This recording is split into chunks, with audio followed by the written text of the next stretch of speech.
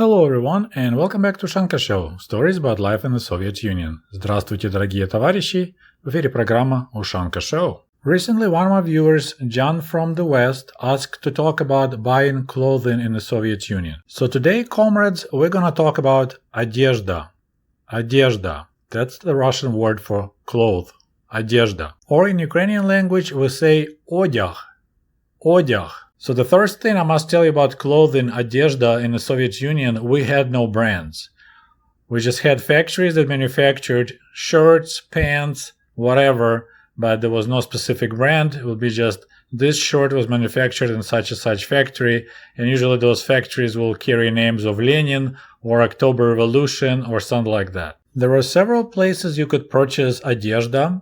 First of all, there'll be a store called just like that, одежда or одяг, if it's in Ukraine.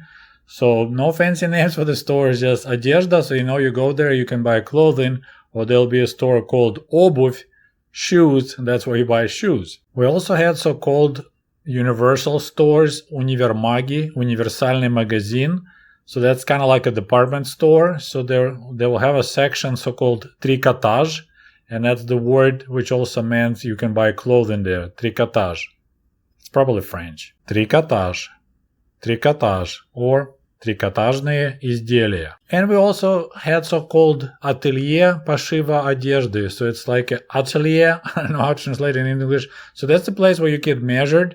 You can bring your own fabric, or they'll have some fabrics to choose from, and they will custom tailor your pants or suit, something like that. So that was another option. You can get yourself a skirt or pants in atelier. And of course we had black market, so that's for people who are looking for foreign brands, foreign clothing, especially jeans.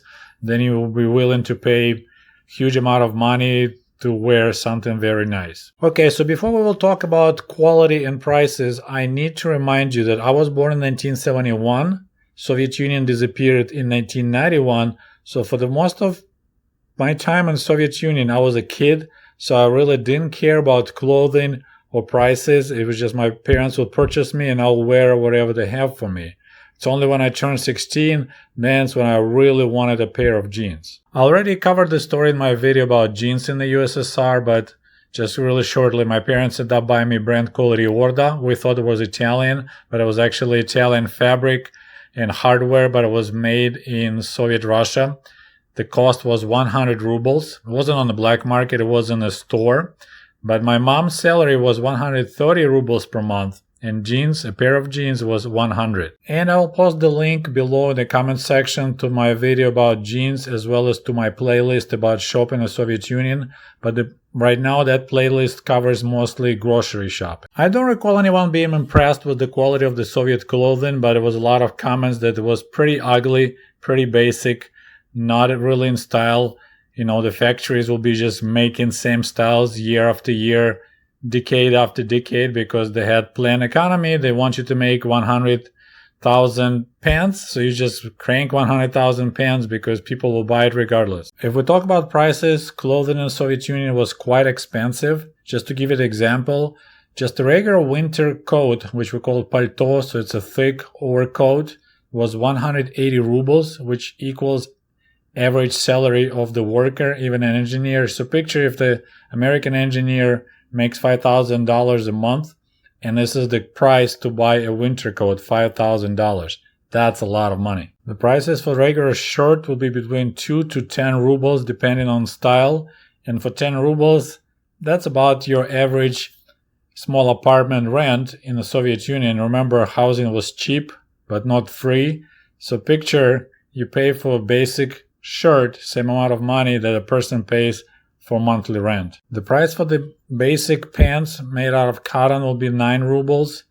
But if you want something nicer like pants made in Bulgaria, be ready to spend 20 to 30 rubles. So most of the Soviet people, especially out in the country in the villages, didn't have a lot of clothing. I probably myself had, maybe 5 t-shirts, maybe a little bit more, a couple of shorts, maybe 2-3 pairs of pants. And I remember my parents wore the same clothing over and over again. Like my mom had this nice 2-piece suit made of velvet, kind of burgundy color. and she wore it to work pretty much almost every day. And like on this picture, that's me sometimes around 1989, 1991, and I'm still wearing Moscow Olympics 1980 t-shirt, and it's in pretty decent shape. And here's the photo of my little brother Artyom, who was born in 1986. So this photo was taken when he was probably 6 or 7, so we're talking about 1992, 93, and he also has this Moscow Olympics 1980 t-shirt. Different style, just as old. And while we're talking about clothing, let's talk about hats, because I believe that's the part of the clothing. So the Ushankas, Soviet fur hats, were quite pricey too. So the cheapest, made out of rabbit, will set you back 50 to 60 rubles, so almost half of your monthly salary. One made with the nutria, I even don't know how to translate that animal. It looks like a big large rat that lives in the water. It's 150 rubles, your monthly salary. Then of course, if you want really nice, made out of norka, once again, I don't know the name, how to translate top of my head, 300 rubles. So that was a famous, people were stealing fur hats, and that's what our one of our Ukrainian presidents, Yanukovych, when he was a teenager, that's what he was doing. He was stealing expensive fur hats, and that's how he got caught and ended up going to prison, and then he became a president of Ukraine. Okay, so I just looked it up. So norka is mink. So mink fur hat was 300 rubles, 2 monthly salaries. Nutria is nutria in English or Russian, 150 rubles, 1 monthly salary. Now, if you want to spoil your wife or your girlfriend or both, you could purchase them shuba. So fur coat made of nutria will set you back 500 rubles. If you buy just cheap one, so for your wife, from artificial fur, it will be 300 rubles, 2 monthly salaries. So if someone wears nice looking fur coat, that means they all set, they're doing fine. And here's the picture of my brother who wears my outfit that I brought from America. You recognize probably Michigan colors. So this photo was taken around 2000. And my mom wears this artificial fur coat, shuba, that I remember her wearing for years. And she still had it in 2000. And I believe if you are interested in the Soviet Union and you saw thousands of photos taken in the USSR, you might notice that Soviet people were usually dressed pretty, I think the word is drab, just nothing fancy, dark colors, pretty ugly. And of course, when you talk about general culture of wearing clothing in the Soviet Union, so since you don't have a lot of clothing and we didn't have washing machine, or most people didn't have washing machine, we tend to wear same clothing for several days, maybe even several weeks. So there was no culture of changing t-shirts daily. So you would wear same t-shirt or shirt till it gets dirty. So for example, I remember the way I check in the morning, I look at the collar, inside the collar, and if it has a dark line, that means it's dirty, it needs to be washed. Also, if it's summer, you will sniff armpits areas. If they smell sweaty, then you might want to consider quickly wash it in the soap in the sink to get rid of the smell, because back in the Soviet days, we really didn't have a deodorant. So people were just sweating naturally and a lot. So that was the way you'll check if it's your clothes still good to go. You'll check the back of the collar inside and you smell your armpits. And in my book, American Diaries 1995, when I was telling about my experience coming to America for the very first time back in 1995, we had an orientation session in Moscow.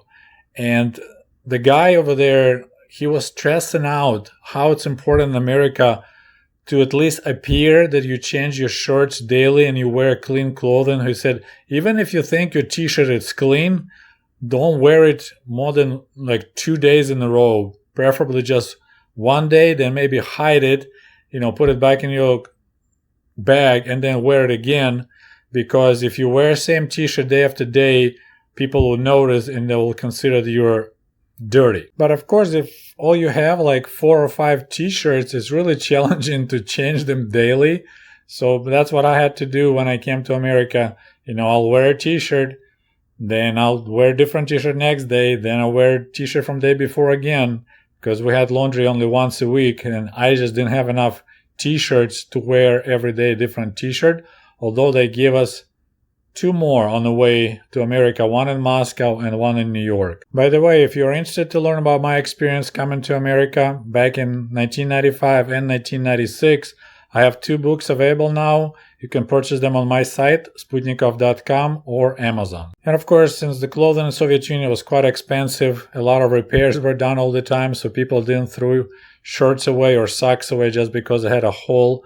So they'll stitch it neatly. My mom was really good about stitching clothing. And of course, you had a nice clothing to go out, and then you had some older ripped clothing that you used to play outside. And it was driving me nuts when my kids here in America, that they just didn't understand the concept. You have nice clothing and you have a clothing to play outside, because if they have a new pants or a new t-shirt, they want to go and play with friends wearing that. They're like, no, this is when you go to school and go out, wear your old pants with holes playing outside. And they just couldn't understand the whole concept. And that was another huge cultural difference. Like my parents, my mom would never be excited to go and shop for clothing for me. For example, if I, ripped my pants or something like that, she may spank my butt because I damaged perfectly nice pants. But I remember when I got married here in America, my wife was once told me like, oh, I'm so excited. Tomorrow I'm going to buy new clothing for, Austin because he ripped his jeans. And it's like, oh my goodness,